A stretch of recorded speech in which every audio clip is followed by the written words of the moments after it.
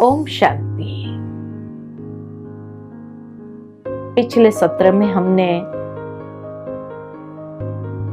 परमात्मा अपने दिव्य कार्य किस तरह से ब्रह्मा विष्णु शंकर के माध्यम से कराते हैं। ये तो जरूर है कि परमात्मा स्वयं अकर्ता भोक्ता है, अव्यक्त है, तो इसीलिए उन्होंने बहुत सुंदर ये 3 मूर्तियों की उत्पत्ति की है। इसलिए ये तीनों मूर्तियों का, ब्रह्मा विष्णु महेश, तीनों मूर्तियों का भी जन्म नहीं दिखाया जाता है, लेकिन तीनों की उत्पत्ति है। वैसे शास्त्रों के हिसाब से दिखाया गया है कि ब्रह्मा की उत्पत्ति विष्णु के नाभि कमल से हुई और विष्णु की उत्पत्ति तो कहा ब्रह्मा के नाभि कमल से हुई। अब दोनों एक दूसरे के नाभि कमल से कहां से आएंगे? और शंकर की उत्पत्ति के लिए कहते वो स्वयंभू है, स्वयं प्रकट हो गए।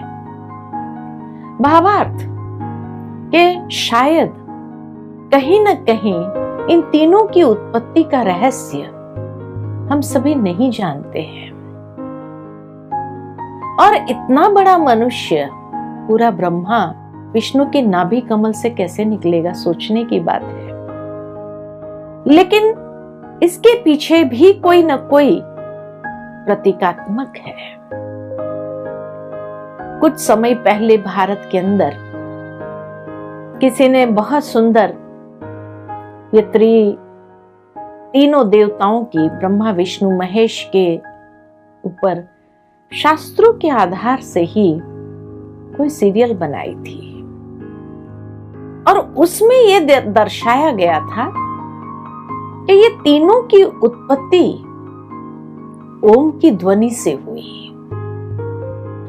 दूसरा इसी तरह का एक सीरियल था जिसमें दिखाया कि ये तीनों की उत्पत्ति प्रकाश से हुई, परम प्रकाश से हुई।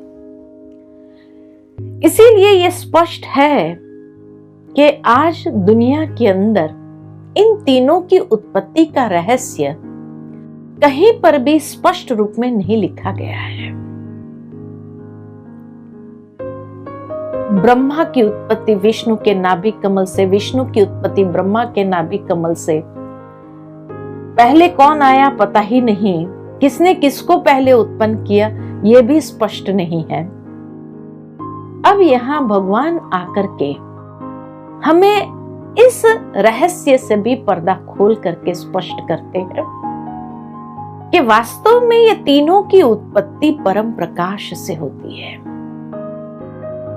इसलिए इन तीनों के भी माँ बाप नहीं दिखाए हैं जो उनकी रचना कर रहे हैं, लेकिन ये तीनों की उत्पत्ति प्रकाश से हुई। परमात्मा इस सृष्टि पर अवतरित होते हैं, वो एक ही है जो निराकार इस सृष्टि पर अवतरित होते हैं, लेकिन ये तीनों की उत्पत्ति है, इनका अवतरण नहीं है। अवतरण और उत्पत्ति में अंतर है।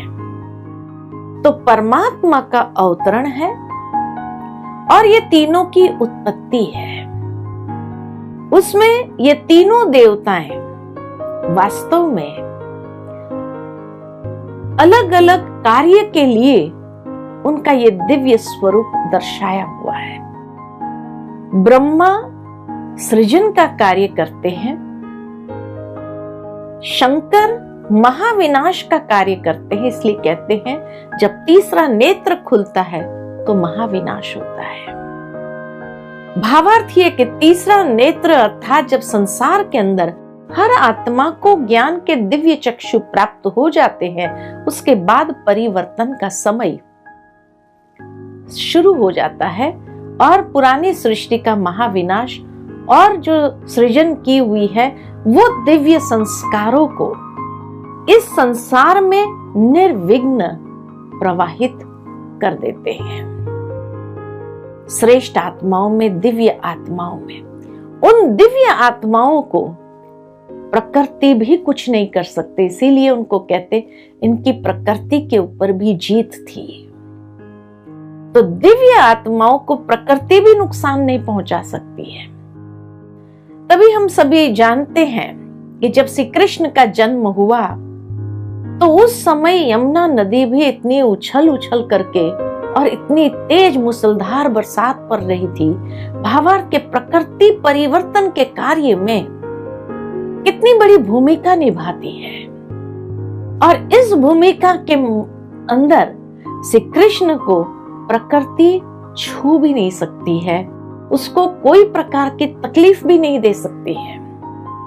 भावार्थ ये दिव्य दुनिया का जब सृजन हो जाता है और शंकर एक तरफ मूसलाधार बारिश कहो या प्रकृति के पांचों तत्व हलचल में ला करके महाविनाश महान परिवर्तन का कार्य आरंभ करते हैं, क्योंकि यहाँ देवताओं की सृष्टि कि जहां देवताएं निवास करने वाले, तो यहाँ पर भारत की भूमि पर कभी भी कोई न्यूक्लियर वेपन्स के द्वारा नहीं तो वो प्रदूषण सालों साल तक वहां चलता है, और इसीलिए देवताओं को ये दूषित हवा नहीं होती है, प्राप्त नहीं होती। तो प्रकृति के द्वारा एक महान परिवर्तन का कार्य आरंभ होता है, लेकिन वो प्रकृति के पांचों तत्व हलचल में होने के बावजूद भी ये दिव्य आत्माएं जो जन्म लेंगी इस संसार में नई दुनिया की कलम लगाने के लिए, उनको किसी भी प्रकार का नुकसान नहीं पहुंचा सकती है। और फिर विष्णु जो है ये दिव्य आत्माओं की परवरिश पालना करते हैं। अब इसी बात को हर धर्म में दर्शाया हुआ है। हम सभी ने दूसरे लेसन में देखा था कि परमात्मा का दिव्य परिचय में सर्व धर्म में परमात्मा की मान्यता एक ही है और निराकार स्वरूप में है। किसी ने गॉड कहा, अल्लाह कहा, ईश्वर कहा, प्रभु कहा, मालिक कहा, हरि कहा, वाहे गुरु कहा, सच्चा पातशाह कहा या सिद्ध शिलापति कहा, जिंकुन सेकी कहा, अलग अलग नाम दिए।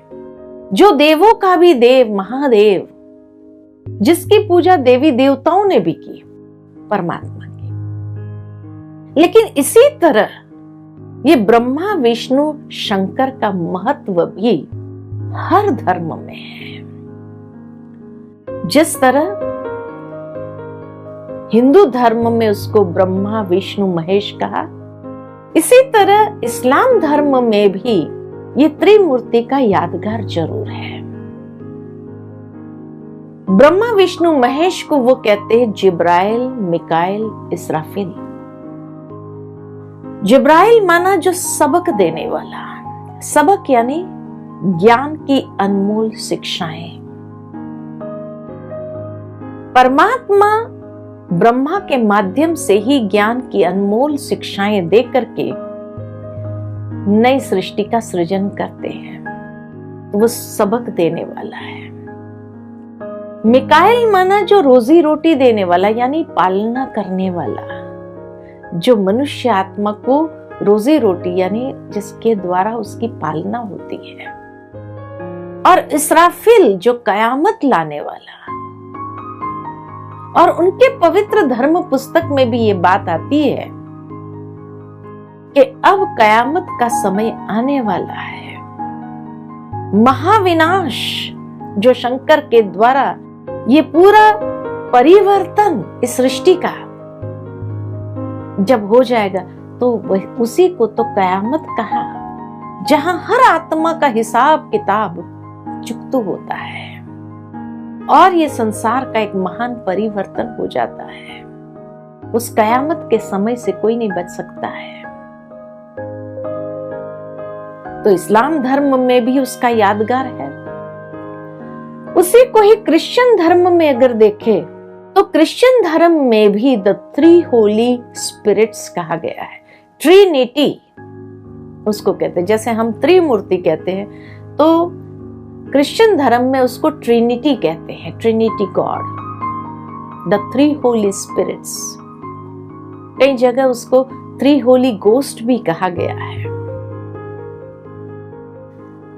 GOD गॉड, जी माना जनरेटर, ओ माना ऑपरेटर, डी माना डिस्ट्रॉयर। तो the three holy spirits, GOD God, और परमात्मा को इसीलिए कहते God father, father of generator, operator, destroyer. तो जिसको हमने त्रिमूर्ति कहा, ब्रह्मा विष्णु महेश कहा, इस्लाम धर्म में उसको जिब्राइल मिकाइल इसराफिल कहा, उसी को ही the three holy spirits, generator, operator, destroyer, इसी नाम से जाना जाता है। उसी को ही गुरु नानक देव ने बड़े सुंदर शब्द में कहा है, एक संसारी, एक भंडारी, एक लाए दीवान। एक संसारी है, ब्रह्मा को दिखाया गया साधारण मनुष्य स्वरूप में जो संसारी था, और इसीलिए संसार में रहते हुए आध्यात्मिकता का जीवन के अंदर आचरण कैसे करे, उसी बात को एग्जाम्पल बन करके सिखाया। दूसरा भंडारी, जो पालना करता है उस भंडारे के माध्यम से, और तीसरा लाए दीवान। कितनी सुंदर बात कही है। मैं जब कई देशों के भ्रमण पर जाती हूं तो वहां पर भी अक्सर मैं ये जानने का प्रयत्न करती हूं कि उस देश में भी ब्रह्मा विष्णु महेश का यादगार है या नहीं।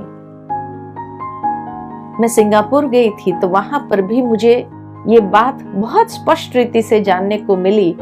एक टेम्पल में लेके गए थे, चाइनीज टेम्पल था, और उस चाइनीज टेम्पल के बाहर तीनों मूर्तियों का बहुत सुंदर स्वरूप दिखाया था, जिसमें ब्रह्मा को दिखाया बछड़े वाला, अनेक बच्चे उसके हाथ में थे, ब्रह्मा सरस्वती का भी यादगार था, तो विष्णु और लक्ष्मी जी का भी यादगार था, तो शंकर और नाम उनके अपने थे, का नाम मुझे इतना अभी याद में नहीं है, स्मृति में नहीं है, लेकिन उसमें भी दर्शाया है। जैन धर्म में भी ब्रह्मा को आदिनाथ कह करके, जो सबसे पहला आदिनाथ के रूप में उसकी पूजा होती है। और इसी तरह से दिखाते हैं जब 25वां तीर्थंकर आएगा तो संसार का एक महान परिवर्तन होगा। तो हर धर्म के अंदर ये तीनों मूर्तियों का भी गायन भी है, पूजन भी है, यादगार है, और हर धर्म में उनका ये तीन कार्य के अर्थ ही उनको दर्शाया हुआ है। कितनी सुंदर बात है। तो इसीलिए कहा हर धर्म में ईश्वर का वो यादगार बहुत स्पष्ट रीति से दिखाते हैं। ब्रह्मा का जो यादगार है, जो हर धर्म में दिखाया, हिंदू धर्म में भी दिखाया है कि सचमुच परमात्मा किस तरह से ब्रह्मा को एक बहुत महान कार्य के लिए निमित्त बनाते हैं।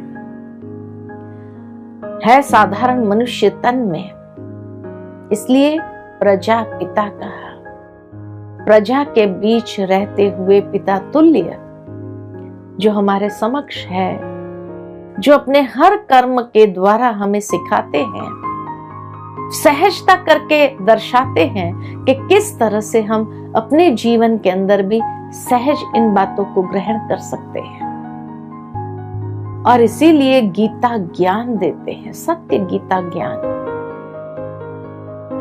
सत्य गीता ज्ञान जब उच्चारण करते हैं, इसलिए कहते परमात्मा, गीता माना ही परमात्मा का गाया हुआ मधुर गीत, जो जीवन की निधियां बताते हैं, जीवन जीने की कला सिखाते हैं, कि इस कलियुगी दुनिया में भी जब अति का समय चल रहा है, तो अति के समय में भी इसको पार करने के लिए हम किस तरह से अपने जीवन को जिए, ताकि बिना स्ट्रेस के राजयोग के अभ्यास के माध्यम से हम अपने जीवन के अंदर वो आत्मिक शक्ति को विकसित करें जिससे नई कलम जो लगनी है इस कल्प वृक्ष की, उस नई कलम के लिए हम सभी विजयी होकर के निमित्त बने। साथ ही साथ जो आत्माएं संपूर्ण अपनी कर्मेंद्रिय के ऊपर विजयी बन जाते हैं, उसी का गायन विजयंती माला के रूप में है। और इसीलिए एक रुद्र माला होती है, एक रुंड माला होती है। रुद्र माला शिव की, जो बहुत छोटी होती है, 8 दानों की होती है, कि जिन आत्माओं ने संपूर्ण कर्मेंद्रिय जीत, प्रकृति जीत, हर प्रकार से माया जीत बनते हैं, वो आत्माएं जगत जीत बनते हैं। तो जिन्होंने अपने हर कर्मेंद्रिय के ऊपर विजय प्राप्त किया, अधिकार प्राप्त किया, अपने संस्कार, अपनी प्रकृति को जीता, अपने संस्कारों को परिवर्तन करके अपनी शुद्ध प्रकृति को विकसित किया। और जब व्यक्ति की आंतरिक प्रकृति शुद्ध हो जाती है तो उसका प्रभाव बाह्य प्रकृति के ऊपर भी पड़ता है, और बाह्य प्रकृति भी इतनी शुद्ध और सात्विक होने लगती है। तो आत्मा जब पुरुषार्थ करती है और उस सतो प्रधानता को प्राप्त करती है, संस्कारों का दिव्यकरण करती है, शुद्धिकरण करती है, और आंतरिक प्रकृति को शुद्ध सात्विक सतो प्रधान बना देती है, तो उसका वाइब्रेशंस बाह्य प्रकृति के ऊपर भी आ जाता है, और बाह्य प्रकृति भी इतनी ही शुद्ध सात्विक सतो प्रधान बन जाती है। जिसके लिए गायन है कि परमात्मा ने जो सृष्टि को रचा था, जहां शेर और गाय भी एक घाट पर पानी पीते थे, इतनी सुंदर दुनिया थी, यानी इतने अहिंसक पशु पक्षी हो, तो सोचो कि उस समय के मनुष्य आत्माएं कितने सात्विक स्वरूप में होंगे। आज भी एक बच्चा अगर खेल रहा होता है तो जहरीला सांप तो क्या, या कोई भी जानवर उस बच्चे को अटैक नहीं करते, क्योंकि उसके जो निर्दोष वाइब्रेशंस है उसको वो भी कैच करते हैं। तो परमात्मा आकर सबसे पहले हमें अपने कर्मेंद्रिय के ऊपर विजय प्राप्त करना सिखाता है, और जिसने कर्मेंद्रिय को जीता तो आंतरिक प्रकृति को जीत सकता है। और आंतरिक प्रकृति को जीतने वाला व्यक्ति, यानी संस्कार जीत जो बनता है, वो बाह्य प्रकृति को भी दासी बना देता है। इसीलिए वहां प्रकृति भी हर रीति से, स्वर्ग के अंदर हर रीति से, हर बात भरपूरता देवताओं को प्रदान करती है। जहां पृथ्वी के ऊपर भी अखुट अकिचार धन उपलब्ध करा देती है, क्योंकि विजयी आत्मा है, तो प्रकृति भी दासी बन जाती है। वो भारत भूमि का गायन हम सुनते हैं कि जब मोहम्मद गजनबी इस भारत में आए तो एक मंदिर को ही 17 बार लूटा। तो सोचो, मंदिरों में इतना धन हो तो उस समय के राजा महाराजाओं के पास कितना अकिचार धन होगा, उस समय की प्रजा के पास भी कितना धन होगा। प्रकृति जीत और कर्मेंद्रिय जीत, प्रकृति जीत, माया जीत, कि जहां माया भी किसी भी स्वरूप में देवताओं को अधीन नहीं कर सकी, देवताओं के मार्ग में आ नहीं सकी, उन्हें धोखा नहीं दे सकी, उन्हें अधीन नहीं कर सकी, उन्हें गुलाम नहीं बना सकी। ये वो धरनी है, इसलिए कहा जाता भारत भूमि महान है, जहां ऐसे देवी देवताओं का राज्य था, और वो थूर इतना मजबूत होकर के उभरता है, और 2 युगों तक, 2500 साल तक इस भारत भूमि पर वो राम राज्य कहो, स्वर्ग कहो, बहिष्ठ कहो या वैकुंठ कहो, इस भारत भूमि पर, जिसकी आभा संसार में निराली न्यारी थी। लेकिन उस भारत भूमि की आभा के पहले कहा जाता है कि संपूर्ण परिवर्तन से पहले वही भारत संसार के लिए विश्व गुरु बनता है, यानी वो आध्यात्मिकता का प्रकाश सारे संसार को देना आरंभ करता है। और जब सारे संसार को देता है, तब सारा संसार भी उस भारत भूमि के आगे नतमस्तक हो जाते हैं और जय जयकार करता है। आज हम भारत माता की जय तो कहते हैं, लेकिन एक दिन आएगा जब सारा संसार भारत माता की जय कहेगा। ऐसे माँ की गोद में हम सभी पलने वाले कितने महान भाग्यशाली आत्माएं हैं। सोचो अपने भाग्य को। परमात्मा आकर के हमारा भाग्य इस वक्त लिख रहा है, श्रेष्ठ बना रहा है। तो ऐसी दुनिया में चलने के लिए सब तैयार है। ईश्वर आवाहन कर रहे हैं हमारा। ठीक है, आइए चलते हैं उस विश्व की ओर और उसके लिए अपने आप को पहले से ही तैयार कर दे, ताकि समय आने पर हमें पश्चाताप न करना पड़े। ओम शांति।